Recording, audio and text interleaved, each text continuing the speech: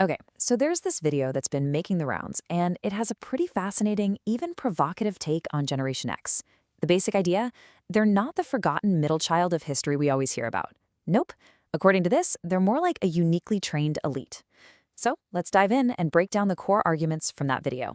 Right out of the gate, the video hits you with this powerful line. It really sets a defiant tone from the get-go, you know?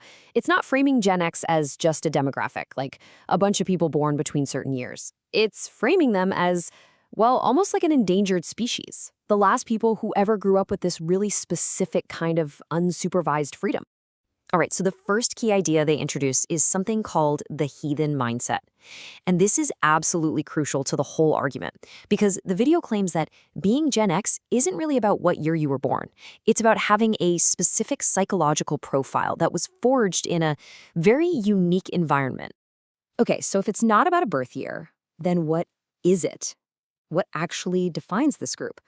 Well, the video's answer has absolutely nothing to do with demographics and everything to do with a shared psychological experience. So here it is, the core definition. This heathen mindset is basically presented as a direct result of being left alone a lot as a kid. This experience supposedly forged this deep-seated self-reliance, right? And it also created a kind of dismissal of anything that wasn't immediately important for survival, what the video just calls drama. And this quote just nails the point. Think about that classic Gen X catchphrase, whatever. According to the video, that's not apathy. It's an active dismissal. It's a conscious choice to just reject emotional chaos, something they say was born from having to solve all your own problems from a really young age. So, this mindset had to come from somewhere, right? It was forged by a very specific environment, which brings us to our next section, forged by neglect.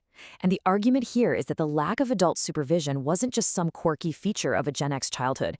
It was the actual crucible that created them. Basically, there was one supreme, non-negotiable law. It wasn't about safety, not in the way we think about it today. It was just a simple deadline. But that one rule, man, it granted an entire day of absolute freedom. It forced kids to figure things out for themselves, to develop their own internal clocks, their own real-world navigational skills.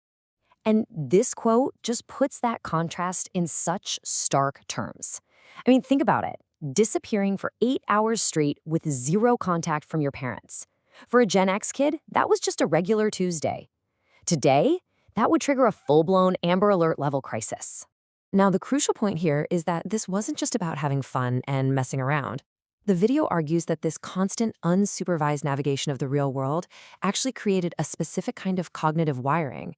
You know, figuring out shortcuts, how to avoid bullies, managing your own time without a phone, all that stuff fundamentally shaped their brains for what the source calls radical independence. And this might be the ultimate metaphor from the whole video, the Hose Water Doctrine.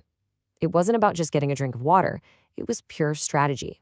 See, if you went inside, you risked getting roped into chores, or worse, being told you had to stay in.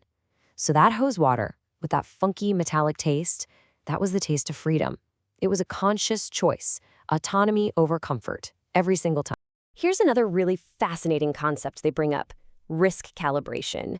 The video claims that getting hurt, scraping your knees, falling off a sketchy bike ramp, it wasn't seen as trauma. It was seen as essential data collection. Every minor injury helped calibrate the nervous system to understand the real difference between something that's just scary and something that's actually dangerous. It built a tougher, less panicked mindset.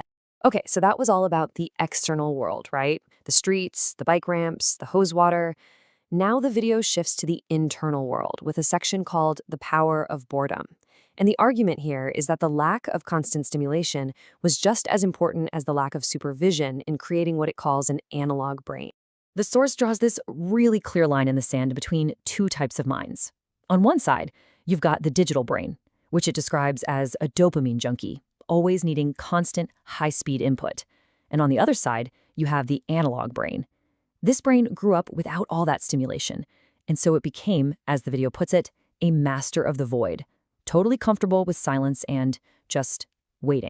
And what kick-started all this creativity? According to the video, it was this classic parental threat. I think we've all heard it. Faced with the absolute horror of a chore like scrubbing the baseboards, a bored kid's brain was forced, out of sheer self-preservation, to invent its own fun, You'd build forts, write stories, take apart the toaster, and in the process, you were developing some serious executive function. All of this waiting developed what the source calls analog patience. Think about it, having to wait days to get your photos developed, or waiting weeks for a rerun of your favorite show to come back on TV, or just sitting by the radio hoping they play your song. The claim is this literally rewired their dopamine receptors. They just weren't conditioned for instant gratification, which, in theory, makes them way better suited for long-term projects and less anxious when things get quiet. So, okay, how does all this feral kid training actually apply to today? Well, that brings us to Section 4, which the video calls the rulers of 2025. The argument is that this super unique upbringing has perfectly positioned Gen X to quietly and effectively run the modern world, pretty much right under everyone's nose. And where's the evidence for this? The source points right to the modern workplace. While all the headlines and articles are focused on boomers versus millennials versus zoomers, it claims Gen X has been quietly moving into the majority of management and leadership positions across the globe. As the video bluntly puts it, they are literally your boss. And here's why they're supposedly so effective. The argument is that Gen X has this unique bilingual skill set. They're fluent in two completely different worlds. They grew up in the analog world, reading paper maps using payphones, but then they grew up and literally helped build the internet's early infrastructure. This fluency in both realities makes them, according to the source, the indispensable bridge in today's economy. Okay, this brings us to the final part of the whole argument, and it's a big one: the generational firewall. This is the video's theory about the crucial and often totally invisible social role that Gen X is playing in our very polarized world right now. The video defines their emotional style as practical empathy.